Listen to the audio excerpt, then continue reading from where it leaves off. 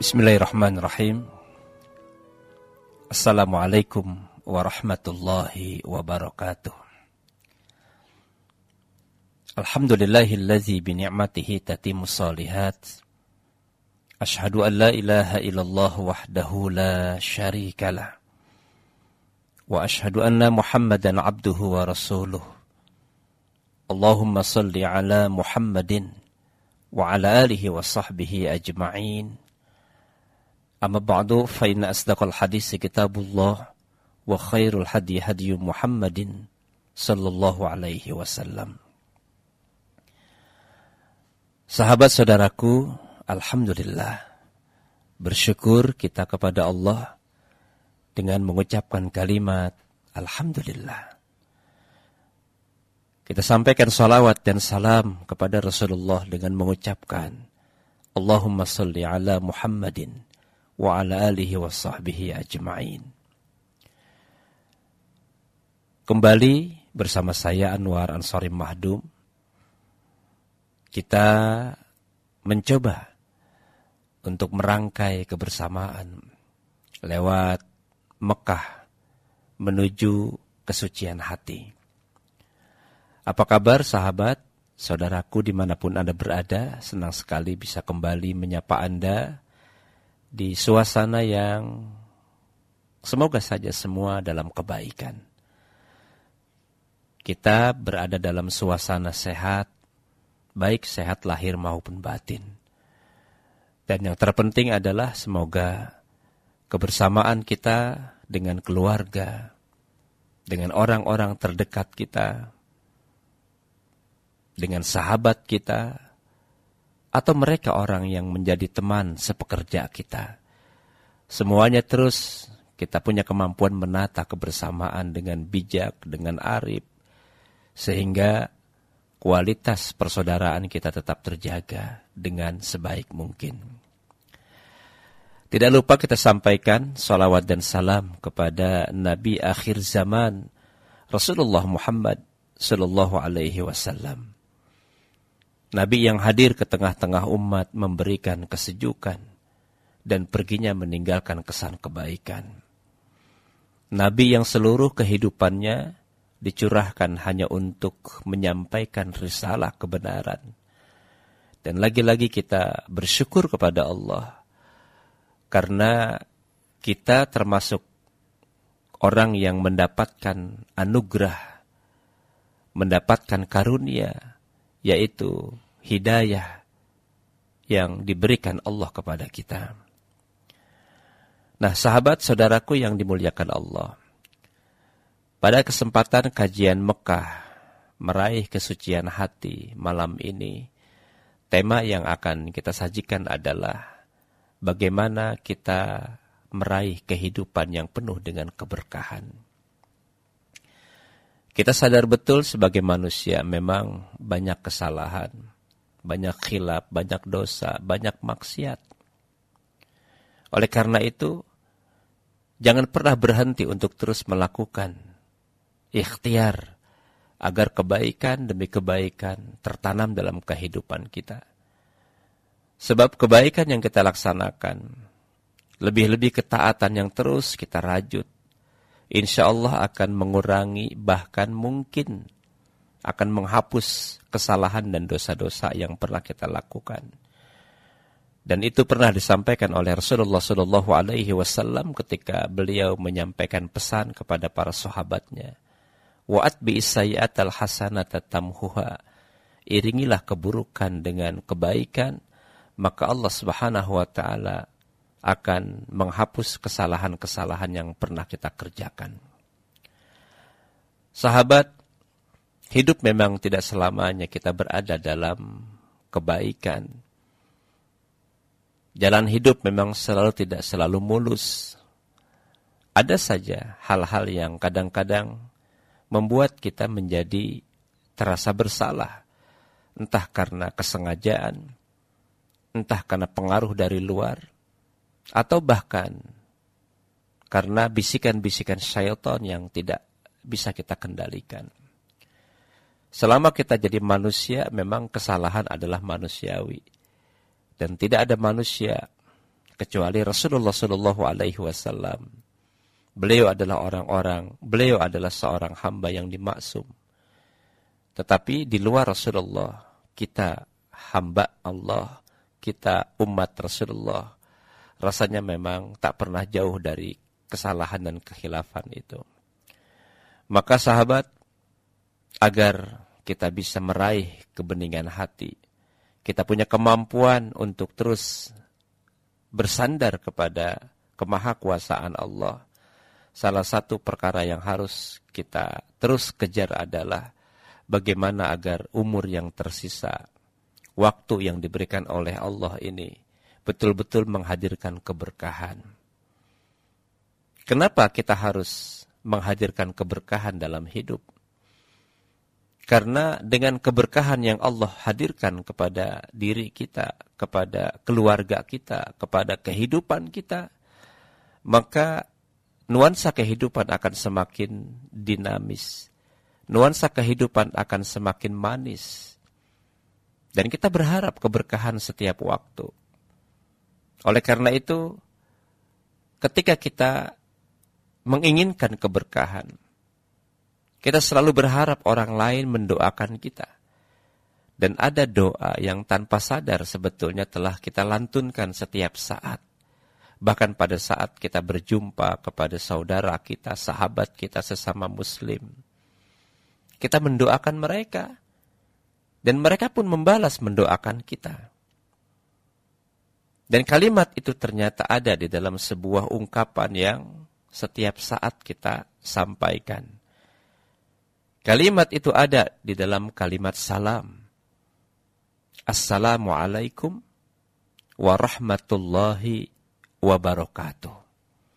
Nah, ini kalimat salam ini sesungguhnya bukan hanya sekedar ungkapan sapaan ketika kita berjumpa. Tetapi kalimat salam yang kita ucapkan setiap hari sesungguhnya adalah doa. Ketika kita mengucapkan kalimat itu dan kemudian dijawab oleh sahabat kita, orang yang kita cintai, mereka pun kembali mendoakan kita dengan kalimat yang sama. Assalamualaikum warahmatullahi wabarakatuh. Kemudian kita mendapatkan jawaban, Waalaikumsalam warahmatullahi wabarakatuh. Apa artinya salam itu? Sebagaimana yang tadi sudah kita sampaikan bahwa kalimat salam bukan hanya sekedar ungkapan sapaan saat kita bertemu, tetapi dia merupakan bentuk doa yang kita sampaikan agar orang lain mendapatkan 3 maslahat yang kita sampaikan ini. Assalamualaikum, semoga keselamatan, warahmatullah, rahmat Allah, wabarakatuhu, dan berkahnya senantiasa tercurah kepada kita. Dan ternyata sahabat, kalau kita memahami tentang konsep salam ini, kita akan menemukan bahwa sesungguhnya kehidupan yang selama ini kita kejar, yang selama ini kita cari, itu ada pada 3 kata yang terungkap lewat kalimat salam ini. Dan itu yang kita harapkan dalam hidup. Itu yang kita kejar selama ini. Yang pertama adalah assalam. Tentu kalimat ini sudah kita pahami. Maknanya yang sudah kita katakan tadi bahwa ini adalah doa semoga keselamatan kepadamu. Kalimat salam ini seakar kata dengan Islam. Aslama yuslimu islaman. Maknanya bahwa Islam itu adalah pasrah, tunduk, berserah diri. Dan disitulah sesungguhnya keselamatan yang kita cari. Ketika kita betul-betul meyakini kebenaran Islam, punya kemampuan mengamalkan ajaran Islam, dan kehidupan kita senantiasa diselimuti oleh kesadaran Islam, maka insya Allah keselamatan sudah kita dapati. Jadi pintu untuk masuk dalam keselamatan, atau bahkan pintu untuk mendapatkan rahmah, kasih sayang Allah kepada kita, sesungguhnya kuncinya sudah kita pegang, yaitu kita percaya kepada Islam. Ya, kita tahu bahwa salam itu artinya apa? Keselamatan. Rahmat itu artinya apa? Kasih sayang. Berkah itu artinya apa? Ziyadatul khair, bertambahnya kebaikan. Jadi berkah itu kebaikan yang banyak, kebaikan yang bertambah, tumbuh berkembang, nilai-nilai kebaikan pada saat kita melakukan sesuatu. Jadi 3 hal ini yang kita rindukan dalam hidup. 3 hal ini yang sesungguhnya kita harapkan dalam hidup. 3 hal ini sesungguhnya yang selalu kita kejar dalam hidup.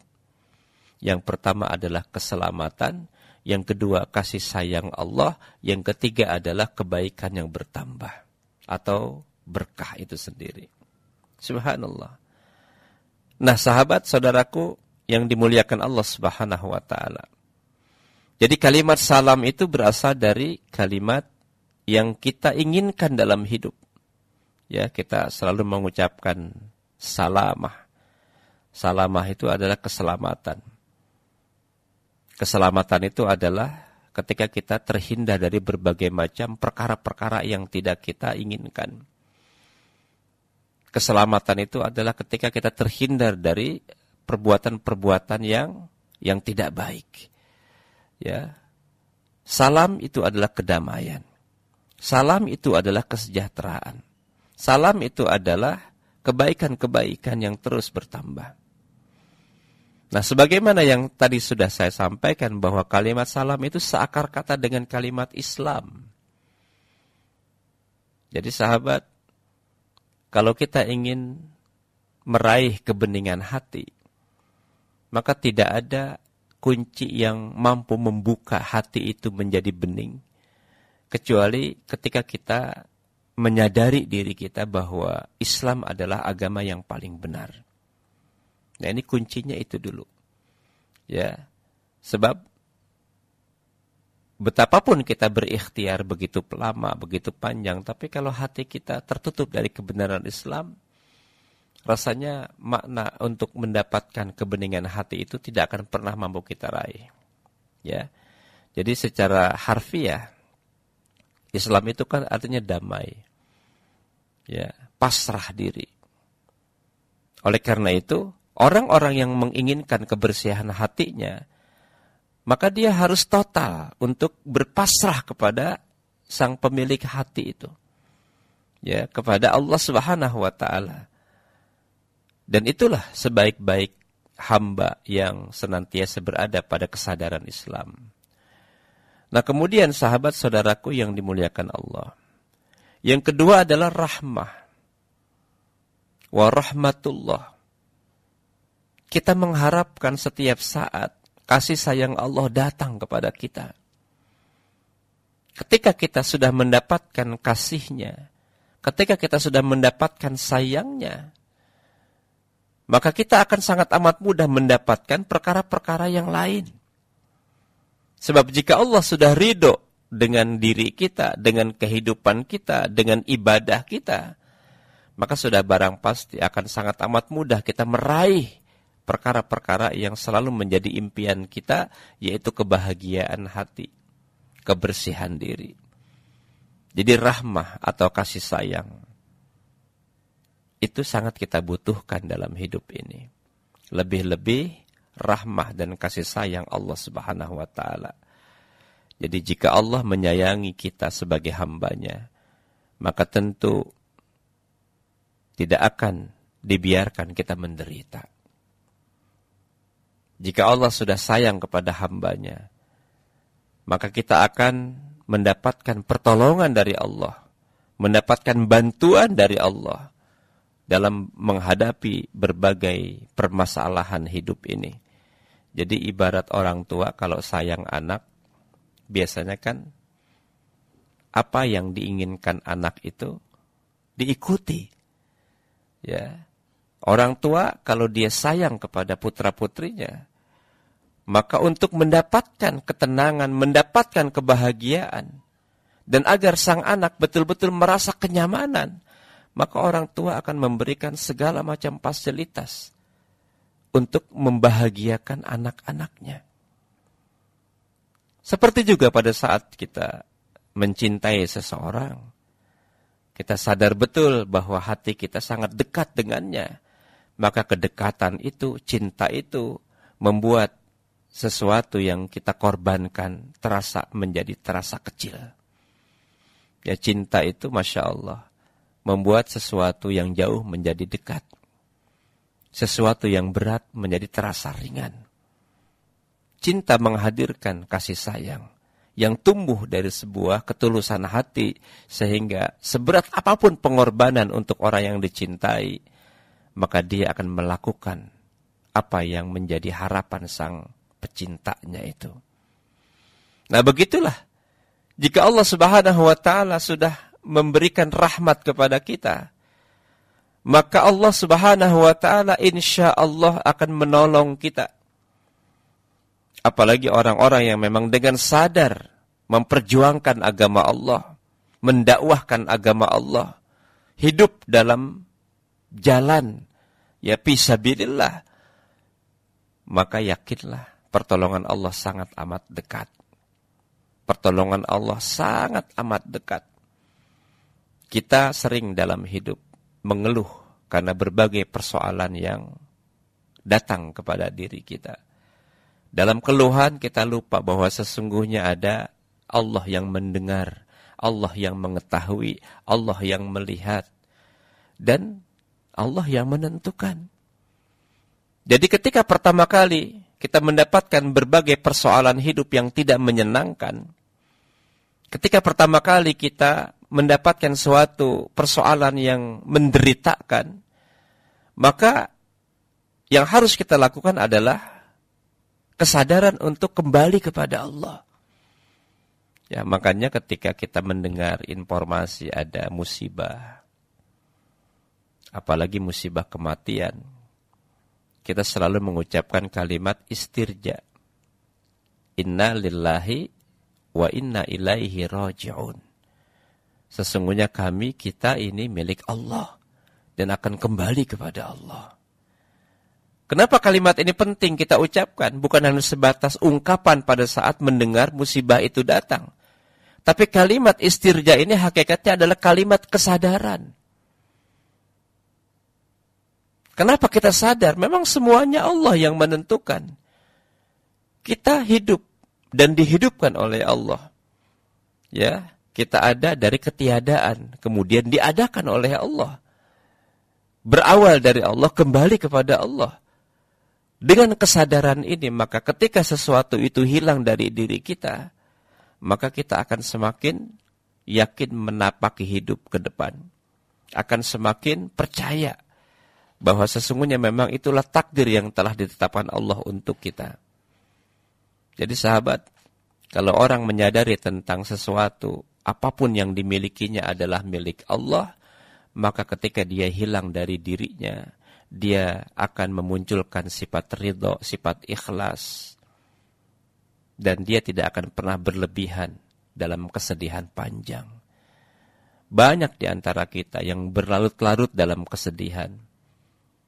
Ketika orang yang kita cintai pergi, ketika harta yang kita kumpulkan hilang, ketika jabatan yang sudah kita usahakan kemudian harus pergi.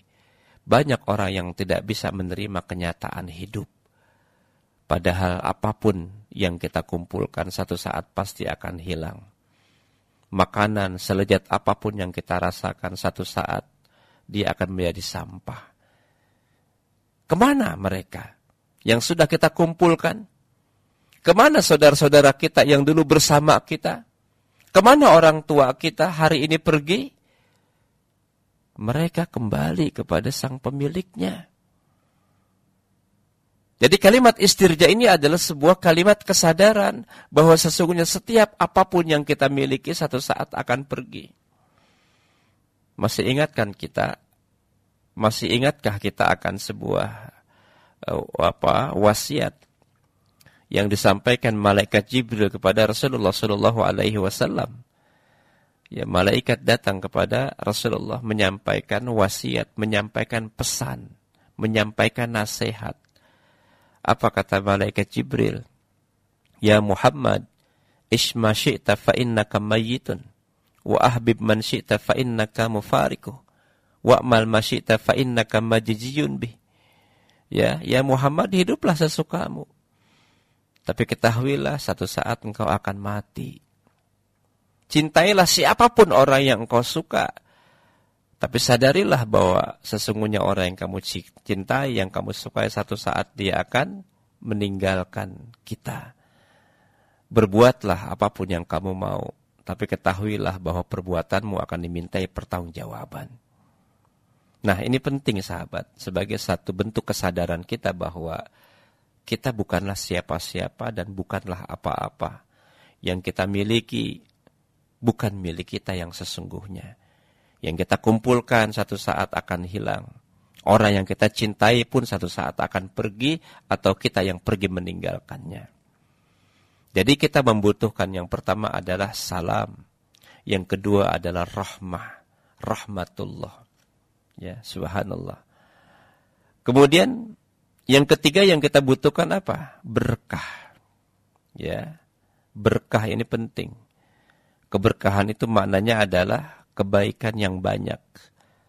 Jadi hidup yang berkah itu artinya hidup yang penuh manfaat. Di sana ada ketaatan, di sana ada kesadaran diri untuk terus beribadah. Ya. Berkah itu maknanya adalah ziyadatul khair, bertambahnya kebaikan. Dan itu makna yang diungkapkan oleh Imam Al-Ghazali. Ya. Bertambahnya kebaikan. Kemudian kalau kita membaca hakikat dan makna berkah di dalam literatur yang lain, ya, Imam Nawawi di dalam Syarah Sahih Muslimnya beliau mengatakan bahwa berkah itu ada dua pengertian. Yang pertama adalah berkah itu artinya tumbuh, berkembang, ya, bertambah terus. Kemudian yang kedua, kebaikan yang berkesinambungan. Jadi berkah itu kebaikan yang tetap berkesinambungan terus menerus. Ketika kita diberikan oleh Allah umur dan umur kita panjang, maka dikatakan umur yang berkah itu ketika panjangnya umur itu, ya, sepanjang kebaikan kita juga. Kita isi umur kita dengan kebaikan-kebaikan, dengan ketaatan kepada Allah. Dan itulah umur yang berkah. Ketika Allah berikan kita rezeki, kita punya banyak harta, maka rezeki yang berkah itu ketika kita sisihkan untuk membantu orang lain. Ya, harta yang kita miliki, kita zakatkan, kita sedekahkan, kita infakkan. Semuanya itu adalah nilai-nilai keberkahan yang bertambah. Kemudian kita punya ilmu yang bermanfaat. Sebab ilmu sebanyak apapun, setinggi apapun gelar yang kita peroleh, dan kemudian kita merasa diri orang berilmu, tapi dengan ilmu itu justru kita bersikap angkuh, bersikap sombong, bersikap merasa hebat, maka ilmu itu bukanlah manfaat, dan itu juga bukan keberkahan. Jadi apapun yang Allah berikan kepada kita dalam bentuk waktu, dalam bentuk usia, dalam bentuk harta, dalam bentuk ilmu, ya, semuanya bisa dijadikan sebagai nilai untuk membangun keberkahan, manakala semua sarana itu bukan hanya sekedar kita manfaatkan untuk perkara-perkara yang tidak berguna, tetapi kita manfaatkan untuk hal-hal yang bermanfaat, maka disebut rezeki itu adalah rezeki yang berkah. Disebut umur itu adalah umur yang berkah. Ya. Jadi umur yang berkah ketika digunakan untuk kegiatan yang positif, jauh dari kesia-siaan. Harta yang berkah berarti dia harta yang halalan thayyibah. Ya, sumbernya halal, bukan hasil dari pencurian, apalagi korupsi. Jadi sahabat, orang-orang yang koruptor itu, para koruptor itu, ya mereka memang merasakan seakan-akan bahagia memiliki harta yang banyak. Tapi sebanyak apapun harta yang diraih dari mencuri, dari menjolimi orang, dari hasil korupsi, ya, dari hasil penipuan, maka yang ada adalah laknat Allah kepada mereka. Ya, subhanallah. Jadi harus halalan thayyiban. Sebab sesuatu yang thayyib itu belum tentu halal, ya. Jadi harus halalan thayyiban. Apa sih thayyib itu? Ya, thayyib itu adalah penggunaan sesuatu yang kita miliki itu untuk hal-hal yang baik, ya. Bukan hal-hal yang mubazir. Apalagi kita manfaatkan untuk perkara-perkara yang salah. Jadi halalan thayyiban. Keluarga yang berkah itu keluarga yang sakinah mawaddah warahmah. Ya, rumah tangganya rumah tangga baiti jannati, merasakan suasana kebahagiaan yang penuh dengan kenikmatan hidup. Ya. Jadi itulah yang dimaksud dengan keberkahan. Lantas bagaimana dengan hati yang berkah? Ya. Hati yang berkah itu adalah hati yang senantiasa dekat dengan Allah. Ya, hati yang merasa kebahagiaan, kegembiraan dalam kondisi apapun. Dalam sulit dia tetap tersenyum, apalagi dalam senang. Ya. Dalam sedikit dia tetap tersenyum, apalagi banyak. Jadi orang-orang yang memiliki hati yang berkah itu adalah hati yang di dalamnya tersimpan kesadaran untuk selalu melaksanakan perintah Allah. Setiap hari hatinya mendorong lisannya untuk berzikir. Setiap hari hatinya mendorong telinganya untuk mendengarkan ayat-ayat Allah. Setiap hari hatinya mendorong matanya hanya untuk menatap yang baik-baik. Setiap hari ya hatinya memerintahkan kepada jasad ini hanya untuk beribadah. Jadi kalau hati yang berkah itu hati yang disebut dengan qalbun salim. Hati yang selamat, hati yang bersih. Ya, kita pernah menyinggung tentang ciri-ciri orang yang hatinya bersih. Nah, sahabat, itulah berkah hati. Hati yang senantiasa sadar diri. Hati yang selalu melakukan introspeksi diri. Hati yang hanya bersemangat untuk mentaati Allah Subhanahu wa taala. Nah, insya Allah nanti kita akan lanjutkan. Dan materi ini penting untuk kita renungkan. Karena hampir setiap hari kita membutuhkan keberkahan hidup. Jadi tema hari ini adalah bagaimana kita meraih hidup berkah. Demikian. Baik, masih bersama saya Anwar Ansari Mahdum lewat Mekah meraih kesucian hati. Apa kabar sahabat yang baru saja bergabung? Semoga terus memantau ya atau mendengarkan sampai acara ini berakhir tepat di pukul 22 malam nanti. Tema yang kita sedang diskusikan hari ini adalah bagaimana meraih hidup berkah. Keberkahan adalah perkara yang sangat kita inginkan dalam hidup. Sebab ketika Allah memberkahi setiap perkara hidup yang kita laksanakan, itu tandanya Allah meridhoi apa yang kita kerjakan. Dan keberkahan itu hakikatnya memang hanya Allah yang punya kemampuan memberikannya. Jadi tidak ada satupun sesuatu, benda, orang, tempat, ya, itu memberikan keberkahan.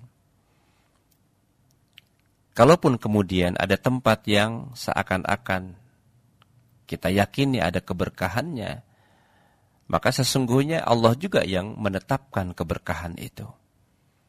Seperti berkahnya kota Mekah. Allah memberikan keberkahan atas kota Mekah. Di dalamnya ada Baitullah. Keberkahan kota Madinah. Allah juga yang menetapkan keberkahan itu. Atau keberkahan pada perkara-perkara yang kita anggap dekat. Seperti berkahnya makanan, berkahnya rezeki, berkahnya umur. Allah juga yang menetapkan keberkahan itu. Jadi seluruh kebaikan dan keberkahan hakikatnya hanya datang dari Allah Subhanahu wa taala. Sebagaimana Allah Subhanahu wa taala berfirman dalam surah Ali Imran ayat 26. Ayat ini sering kita baca. Ya, qulillahumma malikal mulk tu'til mulka man tasha wa tanzi'ul mulka mimman tasha wa tu'izzu man tasha wa tuzillu man tasha biyadikal khair innaka ala kulli syai'in qadir. Nah, di situ ada satu kalimat, ya, di tangan engkaulah segala kebajikan. Nah, sahabat-sahabat saudaraku yang dimuliakan Allah. Jadi yang dimaksud dengan kalimat yang baru saja kita sebutkan itu, ya, bahwa di tangan Allah lah segala kebaikan. Artinya segala keberkahan itu hanya Allah yang punya kemampuan memberikannya. Segala kebaikan atas kuasa Allah, tidak dengan yang lain. Dan tidak ada seorang pun yang dapat mendatangkan kecuali atas kuasa Allah. Ya. Karena Allah lah yang maha kuasa, Allah yang maha segalanya. Atas segala sesuatu yang kita miliki, Allah lah yang mendatangkannya. Demikian juga terkait dengan keberkahan itu hanya Allah yang menetapkannya. Nah, sahabat-sahabat saudaraku yang dimuliakan Allah. Pertanyaan berikutnya adalah, bagaimana caranya kita bisa menghadirkan keberkahan itu? Kita bisa mendapatkan keberkahan itu. Dalam berbagai catatan para ulama, kita menemukan adanya cara-cara yang sebetulnya kita sudah lakukan. Cuma sering tanpa kita sadari, kita tidak memahami apakah itu adalah amal-amal berkah atau bukan. Ya, seperti salah satu di antara sekian banyak, ada ayat yang sering kita baca. Ya, Allah telah menginformasikan bagaimana cara kita meraih keberkahan. Dan kuncinya itu apa? Ya, ternyata kita sudah tahu kuncinya itu. Coba persoalannya kadang kita tidak menyadarinya. Dalam surah Al-A'raf, ya, kalau kita baca sebuah kalimat yang indah, a'udzubillahi minasyaitonirrajim, walau anna ahlal qura amanu wattaqau lafatahna 'alaihim barakati minas sama'i wal ar walakin kazzabu fa akhadnahum bima kanu yaksibun.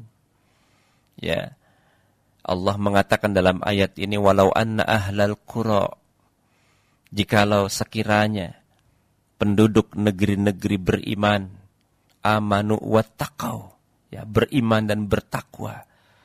Penduduk negeri. Negeri apa? Negeri yang di mana? Ya, ini kalimatnya bersifat umum. Walaupun memang setiap ayat pasti ada asbabun nuzulnya. Sebagian pendapat mengatakan bahwa ayat ini sesungguhnya membicarakan tentang sebuah kaum di masa lalu, yaitu kaumnya Nabi Lut alaihissalam.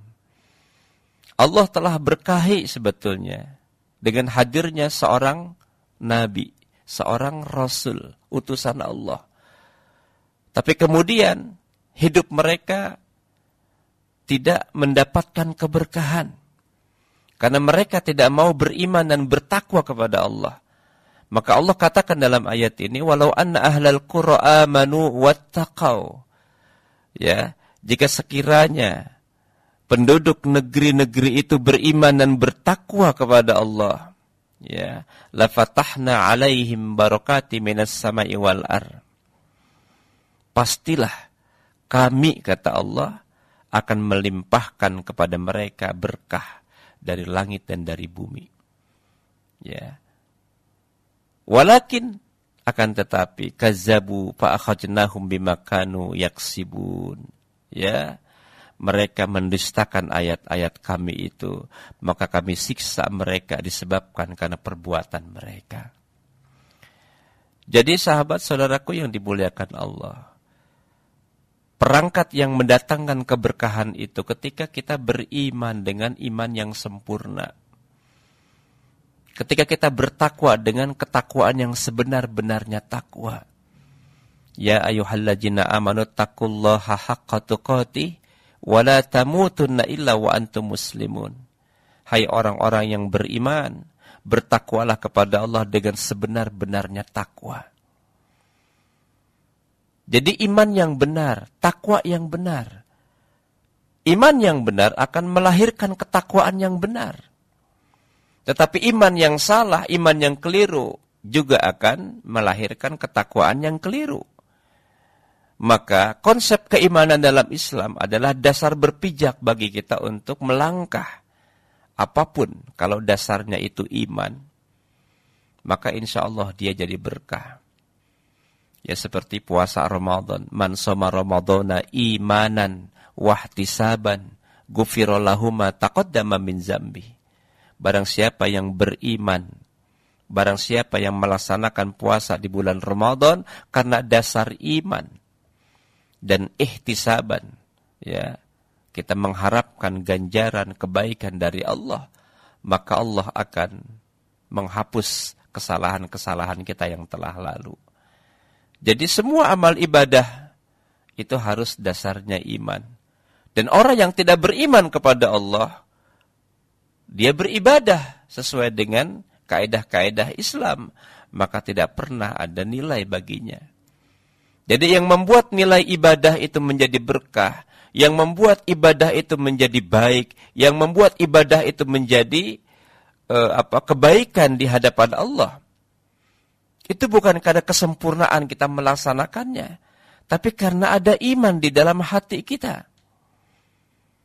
Misalnya orang-orang kafir, ya, orang-orang di luar Islam, mereka ingin berpuasa Ramadan, ya silakan saja kalau mereka mau.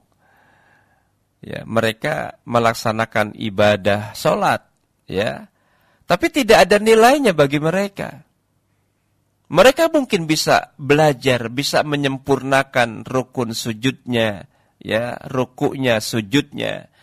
Mereka mungkin bisa menghafal ayat-ayat sholat, ya, suratul Fatihah, ya, karena menghafal itu kan siapapun bisa, ya. Jadi Quran itu mudah dihafal, baik orang yang tidak beriman maupun orang yang beriman. Tapi seberapa banyak pun hafalan mereka tentang Al-Quran, seberapa bagus pun bacaan mereka tentang Al-Quran itu, karena mereka tidak beriman kepada sang pemilik Al-Quran itu, Allah Subhanahu wa Ta'ala, maka tidak ada nilainya sama sekali bagi mereka. Sementara kita, betapapun iman kita lemah, tapi kita percaya bahwa Quran itu adalah wahyu Allah. Percaya bahwa Allah itu adalah pencipta langit dan bumi. Percaya bahwa Nabi Muhammad itu utusan Allah. Kepercayaan inilah yang disebut iman dan menyebabkan seluruh perkara kehidupan kita menjadi berkah. Iman ditambah dengan ketakwaan, sebuah ekspresi ketaatan. Jadi takwa itu ekspresi dari keimanan kita. Ya, memiliki banyak ragam pendapat tentang takwa. Tetapi semua ulama sepakat bahwa ketakwaan ini adalah nilai kehidupan yang tertanam dari basis keimanan itu. Seluruh ibadah dalam Islam tujuannya agar kita jadi orang takwa. Puasa yang kita laksanakan, lebih jelas lagi ayatnya dalam surah Al-Baqarah ayat 183. A'udzubillahi minasyaitonirrajim. Ya ayyuhalladzina amanu kutiba alaikumusyamu kama kutiba alal ladzina min qablikum la'allakum tattaqun. Coba perhatikan ayat ini. Ya. Hai orang-orang yang beriman. Jadi pesannya untuk orang beriman, ibadah puasa itu. Bukan orang-orang yang di luar Islam. Diwajibkan, karena kita beriman kepada Allah, maka kita mengikuti perintah Allah dalam bentuk ibadah puasa ini. Supaya apa? Ya, ujungnya adalah la'allakum tattaqun, agar kita ini menjadi hamba Allah yang bertakwa. Jadi sahabat, ketakwaan itu tidak datang dengan sendirinya. Ketakwaan itu membutuhkan sebuah ikhtiar, sebuah proses, sebuah sarana. Jadi seluruh ibadah kita, salat, puasa, zakat, tilawah, sedekah, infak, itu sebetulnya sarana untuk menuju kepada ketakwaan itu. Ya, takwa ini memiliki nilai yang sangat yang sangat dalam bagi kehidupan seorang muslim. Takwa itu adalah ekspresi dari sebuah keyakinan yang kita bangun di dalam hati kita selama ini. Subhanallah. Jadi sahabat, yang pertama, kalau kita menginginkan keberkahan hidup, ya sebagaimana Allah berfirman tadi, walau anna ahlal qura amanu wattaqau la fatahna alaihim barakati minas sama'i wal ardh. Kalau kita ingin dapat berkah yang datang dari dalam bumi, ya, yang turun dari atas langit, ya, maka bertakwalah kepada Allah Subhanahu wa taala, berimanlah dengan keimanan yang sempurna. Tapi kalau kita tidak melakukan itu, kita tidak mengejar nilai-nilai keimanan yang benar itu, ya, bahkan kita merubah keimanan dengan kesyirikan, merubah ketaatan dengan kemaksiatan, itulah yang disebut oleh Allah di akhir ayatnya. Walakin kazzabu, akan tetapi kita mendustakan ayat-ayat Allah. Maka karena dusta itu, Allah mendatangkan azab kepada orang-orang yang tidak beriman itu. Ya. Siksa mereka, siksa Allah sangat pedih buat orang-orang yang tidak melaksanakan apa yang diperintahkan, apalagi mendustakan ayat-ayat Allah. Subhanallah, ya. Kemudian yang kedua yang bisa mendatangkan keberkahan hidup kita, perbanyak istighfar. Ya. Pesan Allah banyak dalam Al-Quran agar kita menyegerakan beristighfar, memohon ampun. Ya. Wasari'u ila magfirati mir rabbikum wa jannatin arduhas samawati wal ardu uiddat lil muttaqin. Bersegeralah kalian, ya, untuk mendapatkan ampunan dari Allah Subhanahu wa taala, dan surga yang luasnya seluas langit dan bumi yang disiapkan oleh Allah untuk orang-orang yang muttaqin. Subhanallah, ya. Itu istighfar. Jadi istighfar ini salah satu di antara sekian banyak cara untuk mendatangkan kebaikan, keberkahan, ampunan dari Allah Subhanahu wa taala. Sahabat-sahabat saudaraku yang dimuliakan Allah. Yang ketiga apa? Yang bisa mendatangkan keberkahan dalam hidup kita? Berdoa. Doa ini adalah sarana yang Allah berikan agar kita dekat dengannya, meminta hanya kepadanya. Ya, doa merupakan salah satu bentuk kesadaran, ketundukan bahwa kita ini adalah lemah. Kita butuh kekuatan, dan yang bisa memberikannya hanya Allah. Kita butuh kedamaian, yang bisa memberikannya hanyalah Allah. Kita butuh ketenangan, yang bisa memberikannya hanyalah Allah. Kita butuh kekuatan, keyakinan, yang bisa memberikan hanyalah Allah. Kita mohon segala macam bentuk kebaikan. Itulah doa. Dan doa memang hanya meminta yang baik-baik. Ya. Sebagaimana yang kita sering baca dalam sholat, dalam beberapa doa-doa kita, ya, selepas sholat. Dan ada satu doa yang subhanallah, semuanya pasti hafal, yaitu doa sapu jagat. Wallahu a'lam siapakah yang pertama kali memberi nama doa itu doa sapu jagat, ya. Doa ini penting, ya. Rabbana atina fid dunya hasanah wa fil akhirati hasanah wa qina azabannar. Ya Allah, ya, anugerahkan kepada kami kebaikan dunia dan kebaikan akhirat, hasanah dunia, hasanah akhirat. Wa qina azabannar, dan hindarilah kami dari sisaan api neraka. Itu doa. Ya. Bahkan setiap hari kita berdoa. Dengan apa? Dengan sholat kita. Karena sholat itu maknanya adalah doa. Jadi ketika kita melaksanakan sholat, hakikatnya kita sedang berdoa kepada Allah Subhanahu wa taala. Ya, doa. Perbanyak doa-doa. Kalau kita tidak punya kemampuan berdoa dengan bahasa Arab, kita bisa berdoa dengan hati kita. tanpa harus mengeluarkan kata. Atau bahkan boleh saja kita mengeluarkan kata-kata, ya agar kita mengerti apa yang kita inginkan. Jadi doa itu adalah keinginan hati. Dan kita harus mengerti apa yang kita minta. Jangan kita sekedar mengaminkan orang yang berdoa sementara kita tidak tahu apa yang dia ungkapkan, apa yang dia katakan.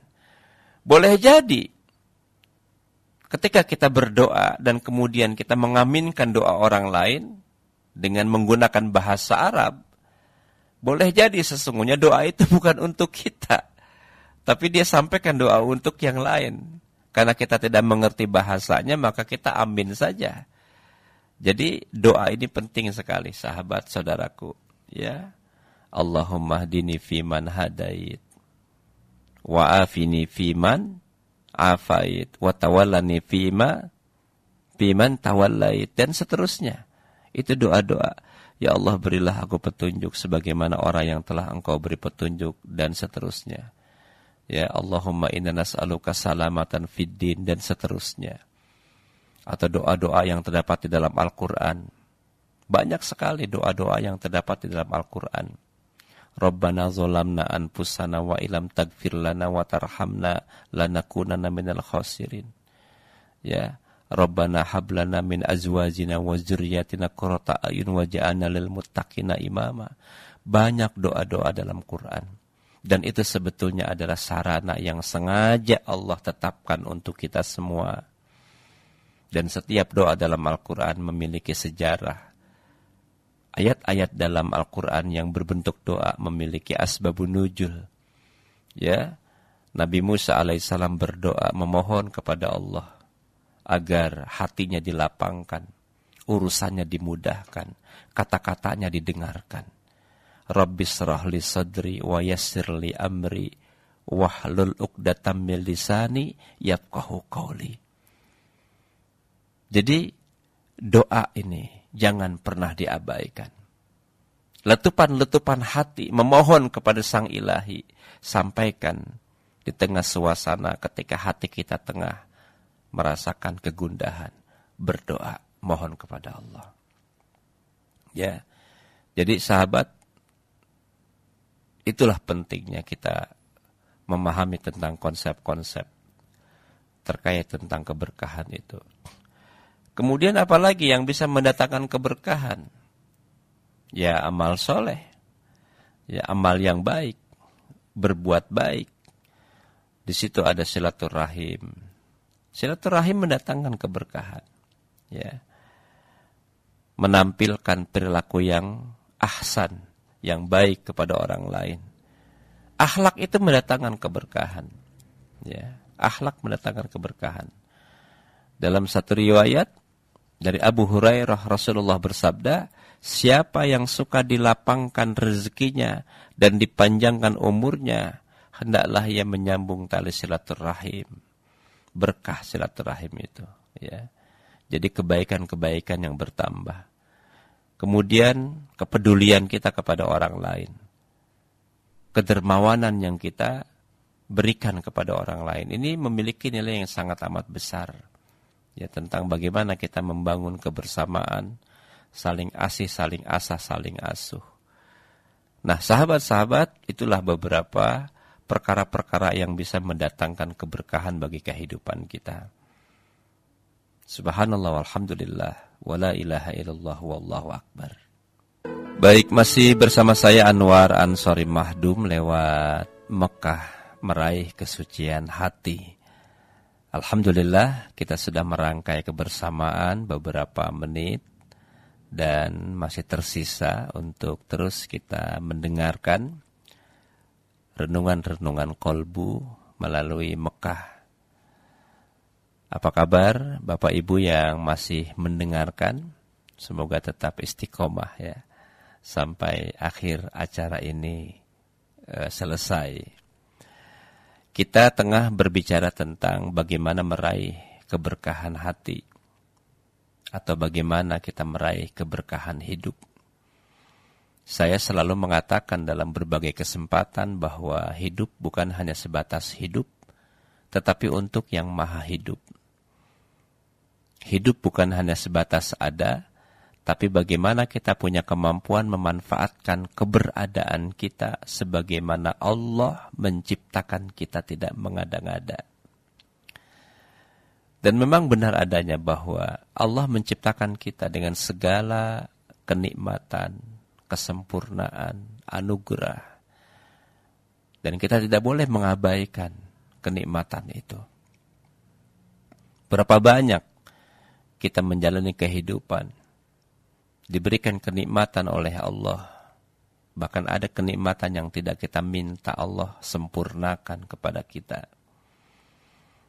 Tetapi memang ada kenikmatan yang harus terus kita harapkan, yang terus kita minta, terus kita mohonkan. Ya, kita memohon kepada Allah ketenangan hati, memohon kepada Allah diperkuat keyakinan kita, ya, agar hidayah ini betul-betul menjadi sesuatu yang kokoh di dalam kalbu kita itu. Nah, ketika kita menginginkan keberkahan muncul dalam setiap aspek kehidupan, maka tadi sudah kita lewati kajiannya. Ya, apa yang bisa mendatangkan keberkahan itu? Nah, pertanyaan berikutnya adalah, apa indikator keberkahan itu? Indikasinya apa? Kalau kita memang hidup itu sudah merasa betul-betul berkah. Ya, bagaimana caranya? Apa cirinya orang yang merasakan keberkahan hidup itu? Tentu untuk mendapatkan jawabannya kita harus mengacu kepada Al-Quran yang merupakan sumber dari segala sumber hukum. Kita harus mengacu kepada hadis Rasulullah SAW, ya, di mana di dalam Al-Quran kita menemukan bahwa indikator hadirnya, datangnya keberkahan dalam kehidupan kita itu ketika kalbu kita itu istiqomah menjalankan perintah. Istiqomah. Ya, istiqomah itu memiliki 3 muatan. Kokoh dalam akidah, konsisten dalam ibadah, ikhlas dalam bermuamalah. Jadi ini istiqomah. Ya. Jadi tidak ragu terhadap kebenaran yang Allah datangkan kepada kita. Apalagi mengingkari. Jauh dari orang-orang yang istiqomah pengingkaran itu. Orang-orang dulu di zaman Rasulullah, mereka percaya, mereka melihat kebaikan Rasulullah, kejujuran Rasulullah, sopan santun Rasulullah. Tetapi mereka tetap tidak percaya akan keimanan Rasulullah SAW dan tidak mau mendengar apa yang disampaikan oleh Rasulullah SAW. Bahkan cenderung mereka mengabaikan apa yang disampaikan oleh Nabi. Mereka mengingkari apa yang disampaikan oleh Rasulullah SAW. Ya, sampai ada satu ayat dalam Al-Quran yang kita mungkin pernah membaca. Ya, kaifa takfuruna billah wa kuntum amwatan fa ahyakum summa yumitukum summa yuhyikum summa ilaina turja'un. Jadi ayat ini menyinggung orang-orang di luar Islam yang mereka mengetahui kebenaran tapi tidak mau mengikuti kebenaran. Bahkan dalam ayat lain terkait dengan persoalan istiqomah, ya, orang yang berpegang teguh kepada Allah Subhanahu wa taala, orang yang tetap berada di jalan yang lurus, ya. Allah mengatakan, ya, bagaimana kamu sampai menjadi kafir? Ya, kaifa takfuruna wa antum tutla alaikum ayatullah wa fikum rasuluh. Padahal ayat-ayat Allah dibacakan kepada kamu dan Rasulnya, ya, yaitu Muhammad pun berada di tengah-tengah kamu. Ya. Wa may ya'tasim billah faqad hudiya ila siratim mustaqim. Barang siapa yang berpegang teguh kepada agama Allah, maka sungguh dia diberi petunjuk kepada jalan yang lurus. Jadi istiqomah ini merupakan salah satu indikator dari keberkahan hidup yang kita rasakan. Konsisten kita dalam ibadah. Ya, konsisten dalam ibadah. Terus menerus. Dan memang ibadah ini kan membutuhkan semacam tekad yang kuat untuk bisa melakukannya. Butuh perjuangan untuk bisa mengerjakannya. Tapi kalau kita tetap istiqomah dalam keadaan apapun, itu menandakan bahwa sesungguhnya ada indikator keberkahan yang kita lalui selama hidup kita. Jadi konsisten dalam kebaikan. Kemudian yang kedua, ya, orang yang hidupnya berkah itu, hatinya itu lapang, jiwanya itu senang, ya, hidupnya itu tenang. Kita ingin agar hidup itu bukan sekedar untuk mencari kesenangan, tetapi yang perlu adalah mencari ketenangan. Betul? Banyak orang yang hidupnya terlihat senang, tapi hatinya tidak tenang. Tetapi kalau kita melihat orang lain kelihatannya tenang, sudah pasti dia hidupnya senang. Ya. Jadi yang senang belum tentu tenang, yang tenang insya Allah dia pasti senang. Nah itu yang kita cari dalam hidup. Berapa banyak di antara kita yang selama ini mengejar kesenangan hidup? Kita kejar kesenangan itu, padahal kesenangan itu adalah hasil dari ketenangan. Kalau kita sudah mendapatkan ketenangan, maka insya Allah hidup kita senang. Karena yang kita cari titiknya adalah ketenangan. Tapi kalau kita cari kesenangan, apalagi dorongannya hawa nafsu, terus kita cari, maka dunia tidak akan pernah memberikan kesenangan yang sempurna. Bahkan semakin banyak dunia, hati semakin tidak tenang. Jadi, sahabat saudaraku yang dimuliakan Allah, orang yang hatinya berkah, hidupnya berkah, itu mereka orang yang selalu merindu kepada Allah Subhanahu wa taala. Jadi kerinduannya kepada Allah luar biasa. Ya. Orang yang hidupnya berkah, dia menyadari bahwa nikmat yang ia rasakan itu saat ini bersumber dari Allah. Maka oleh karena itu tidak ada pilihan bahwa ketakwaan dan keimanan kepada Allah adalah jalur yang memang tepat untuk dilaluinya. Karena kita sadar betul bahwa tidak akan pernah kita mendapatkan pertolongan dari Allah Subhanahu wa taala tanpa kita mendekatinya. Jadi dekat dengan Allah. Ya, orang yang hatinya dekat dengan Allah, mereka adalah orang-orang yang bergetar ketika nama Allah disebut. Innamal mu'minuna alladzina idza dzukirallahu wajilat qulubuhum wa idza tuliyat 'alaihim ayatuhu zadathum imana wa 'ala rabbihim yatawakkalun.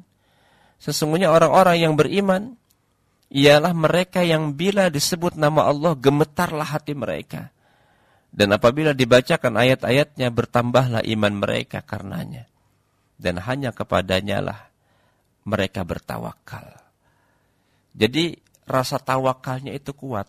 Orang yang hatinya ya terindikasi berkah, maka rasa tawakalnya kepada Allah sangat amat kuat. Berserah dirinya kepada Allah sangat amat hebat. Dan tidak punya kekhawatiran di dalam hidup ini selama dia bertawakal kepada Allah. Ya karena Allah senantiasa melihatnya, menatapnya, mencatat kehidupannya. Itu yang kedua. Yang ketiga, orang-orang yang betul-betul mendapatkan keberkahan dari Allah, maka jiwanya itu diselimuti oleh kesabaran yang kuat. Sabar. Ya sabar itu maknanya al-habsu, menahan. Jadi orang yang hidupnya berkah itu, dia adalah orang-orang yang memiliki kesabaran yang prima.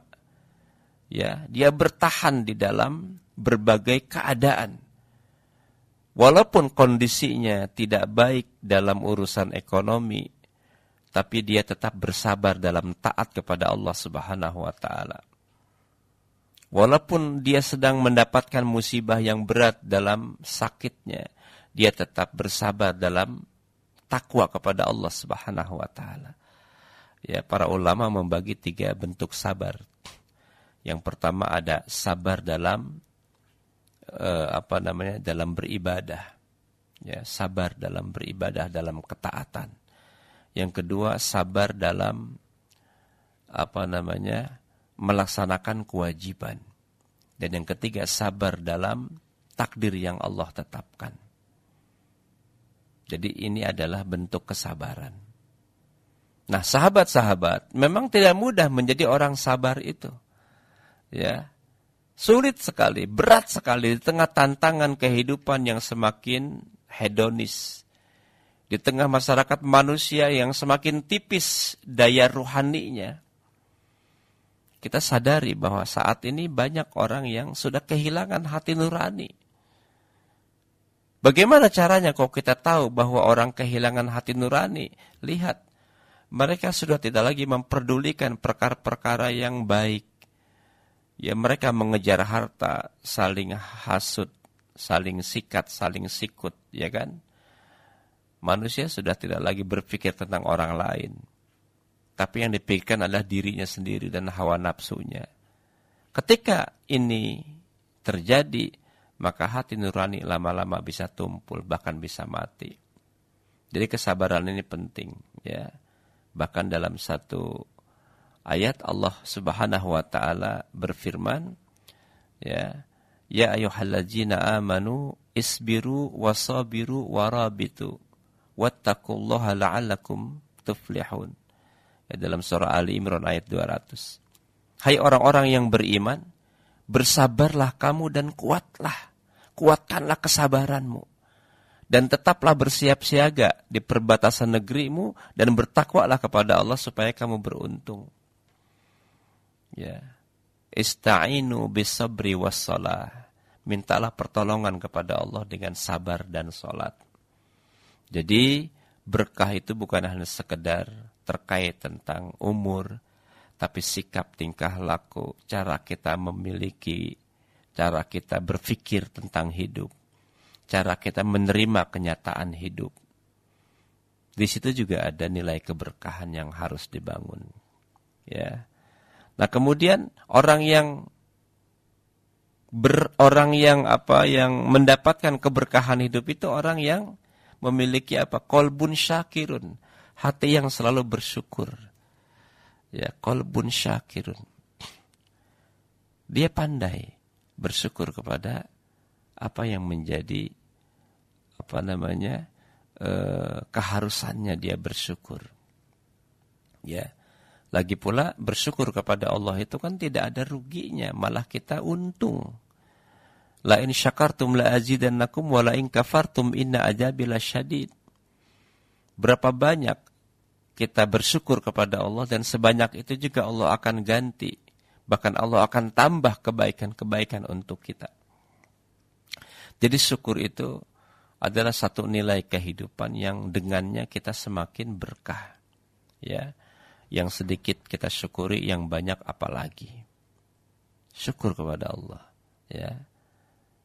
Walaqad atayna Luqmanal hikmah anishkur lillah. Wa may yashkur fa inna may yashkuru li nafsihi wa man kafara fa innallaha ghaniyyun hamid. Dan sungguh kata Allah, telah kami berikan hikmah kepada Luqman. Ya. Yaitu bersyukurlah kepada Allah, dan barang siapa bersyukur maka sesungguhnya dia bersyukur untuk dirinya sendiri.